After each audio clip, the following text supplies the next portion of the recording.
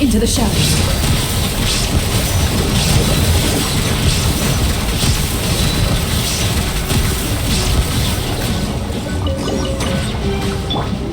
Illusion shattered. Loaded.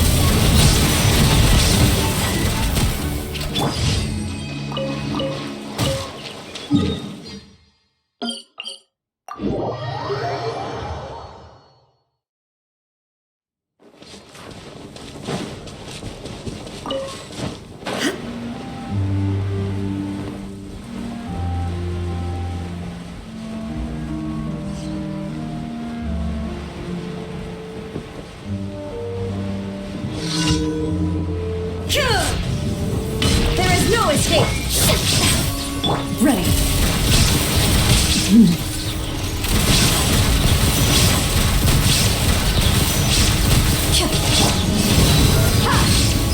Illusion shattered.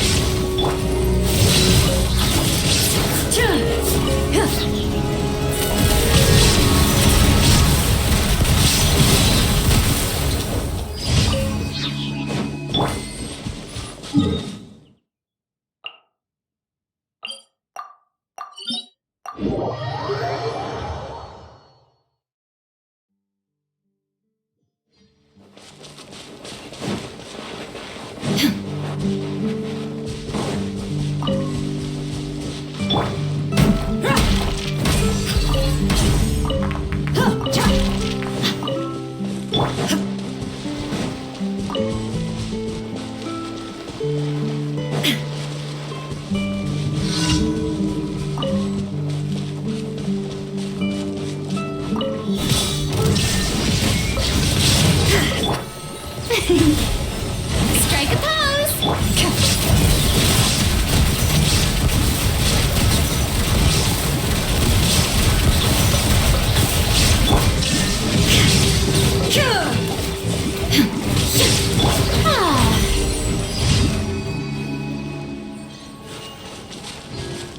This shall be...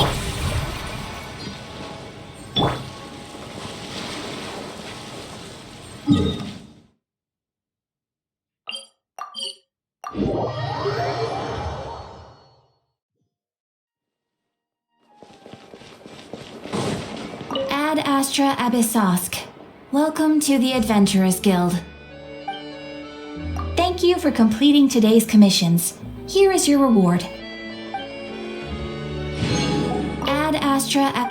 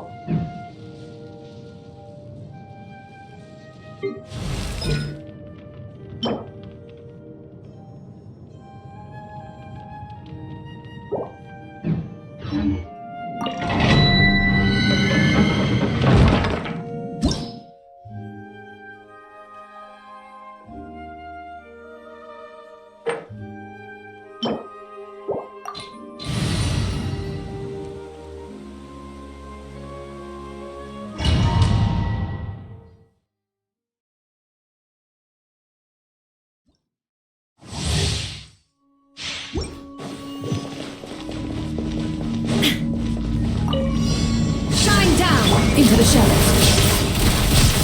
Let's get it on! Shower you with praise!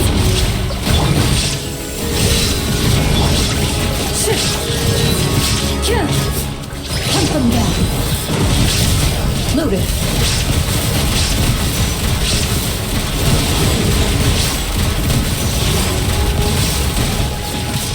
Buckle up! There is no escape!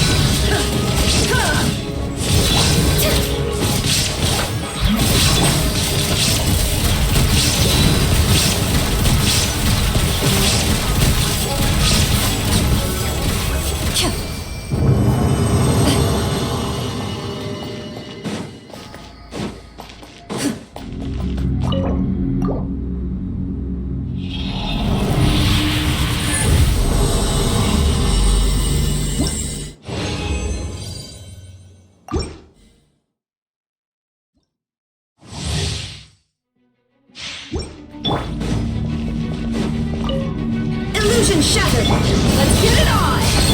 Strike a pose!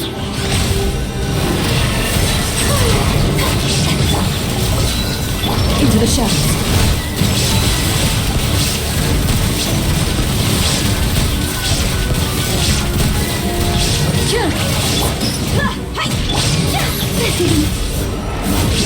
Buckle up!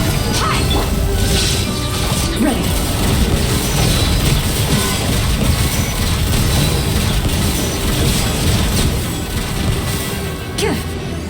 Shine down!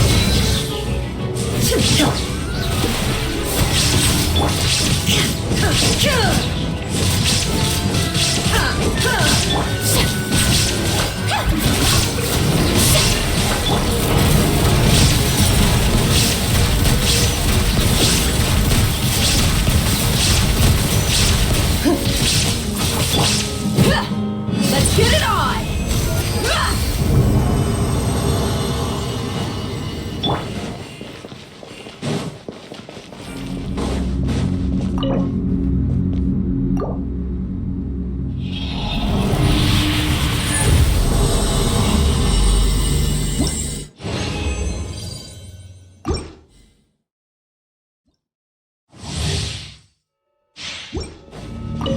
Illusion shattered! Buckle up!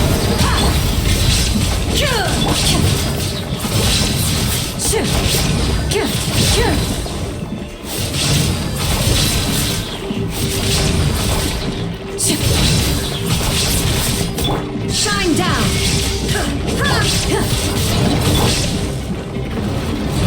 Walk alive! Illusion shattered!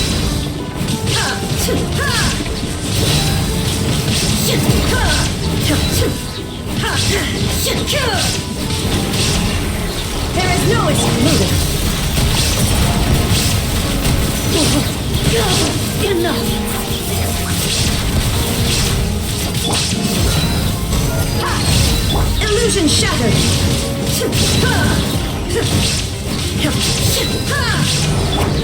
Into the shadows.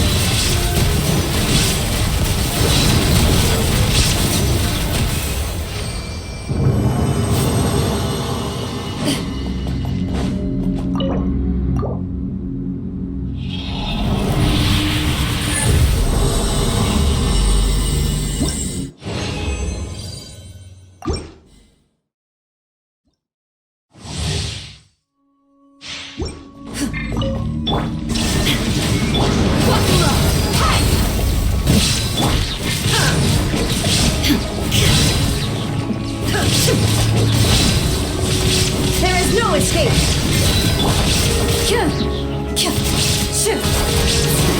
Noted.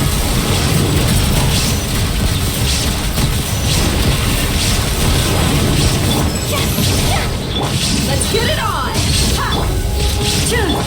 Illusion shattered! Into the shadows.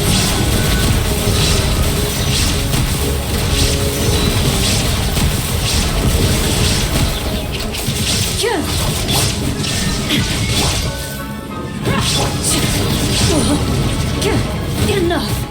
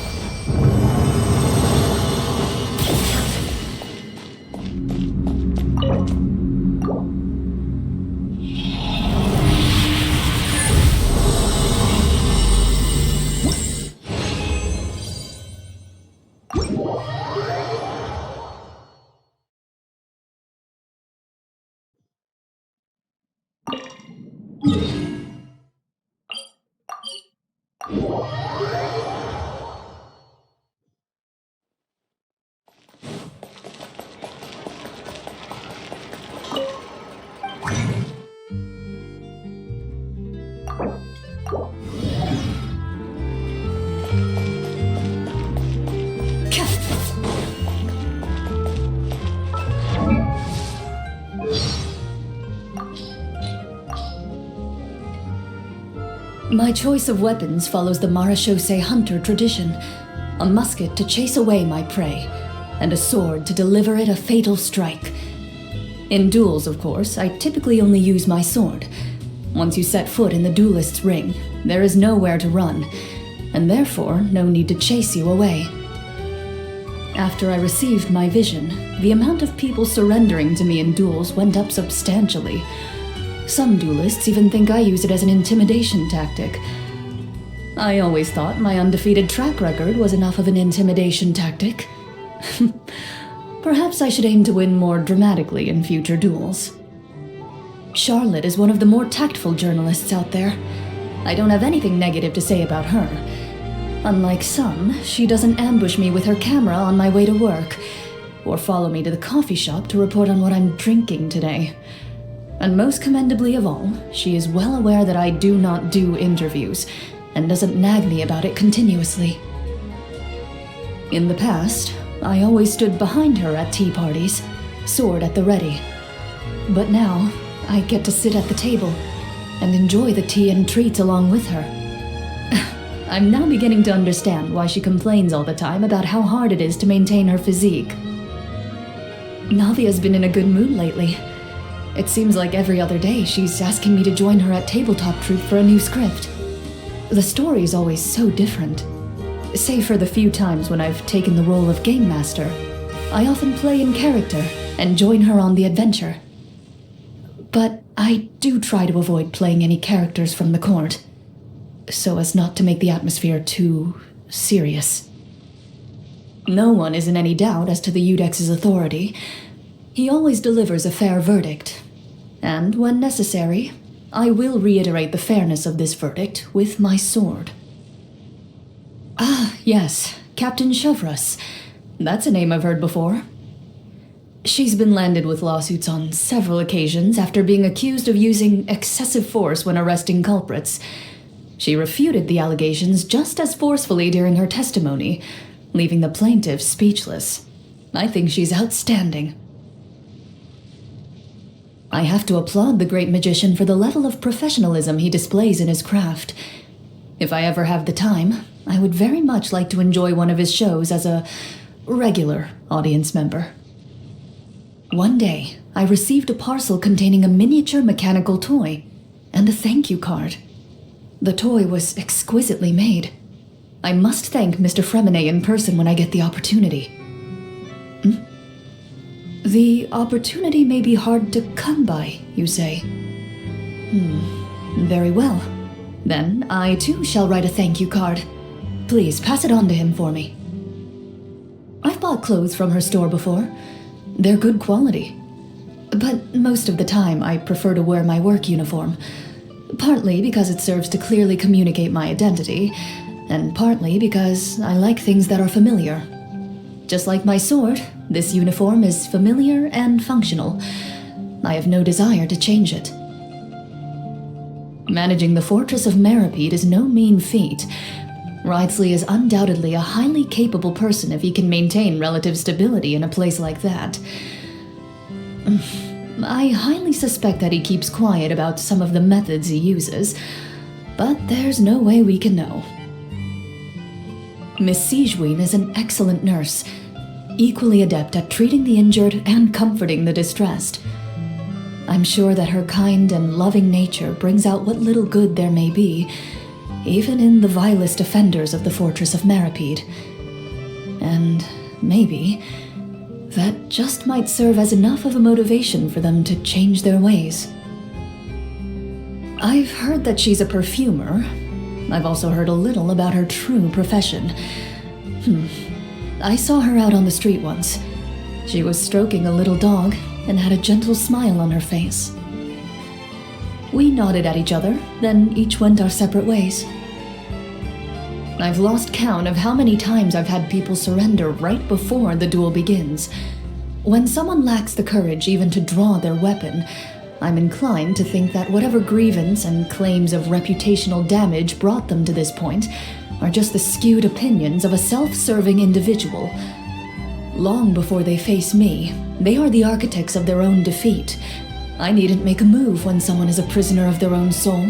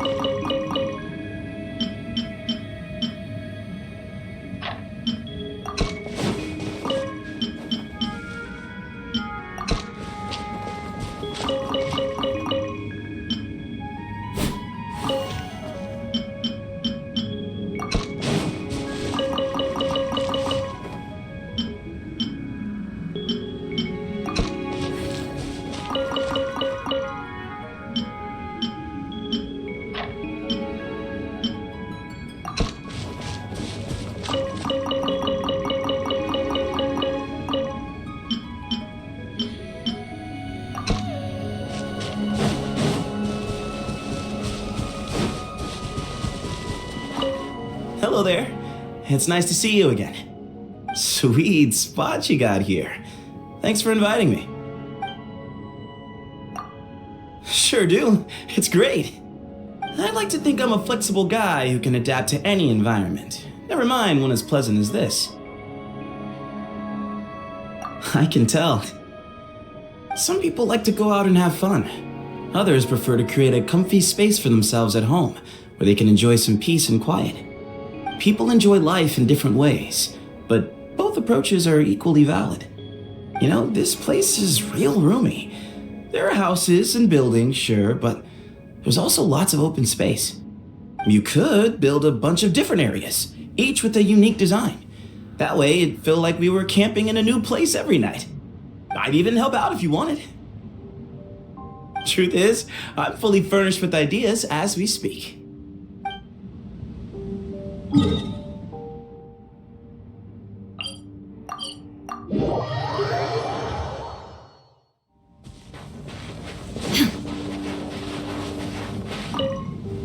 You're back. I wanted to ask whether there was a space around here dedicated to training. I wouldn't want to disturb anyone during my shooting practice. Of course. Anything you want to talk about? Well, before I met Navia... You wanted to hear a story from before I became a duelist, correct? I see no harm in starting there. Anyway, before I met Navia, I lived with my master. She was a powerful and strict woman who had a big impact on many parts of my childhood. I was once terrified of monsters that are active at night. I felt like I could never predict or anticipate their attacks. So, Master tied a piece of cloth around my eyes, pushed me into the woods, and announced that I was surrounded by a horde of monsters. She did this to teach me to react and respond to them with only sound and instinct as my guide. I used to be afraid of being alone. I could never fall asleep without her by my side. So, for quite some time, she forced me to train every day until I felt like I could no longer lift my arms.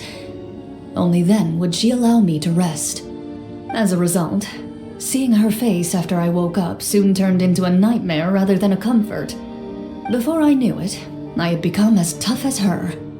Were I to take on my own apprentice, I'm not sure I could think of a better way to train them, and that thought scares me most of all.